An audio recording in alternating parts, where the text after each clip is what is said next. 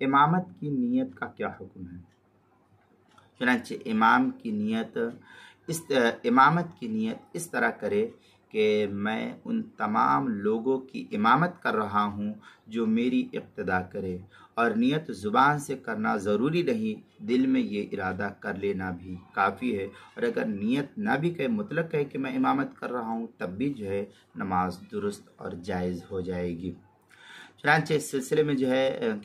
فتاوی ہند میں ہے النیت ارادۃ الدخول فی الصلاۃ والشرط ان یعلم بقلبہ ای صلاۃ یصلی ولا عبر للذکر باللسان۔ اس طریقے کی عبارت فتاوی ہندیہ جلد نمبر 1 صفحہ نمبر 65 کتاب الصلاۃ الباب الرابع الفصل الرابع فی النیہ، جو مکتبہ رشیدیہ کوئٹہ کا چھپا ہوا نسخہ، اس کے اندر البحر الرائق جلد نمبر 1 صفحہ نمبر 276 اور 277، کتاب الصلاۃ باب شروط الصلاۃ جو HM سعید کراچی پاکستان کا چھپا ہوا نسخہ، اس کے اندر۔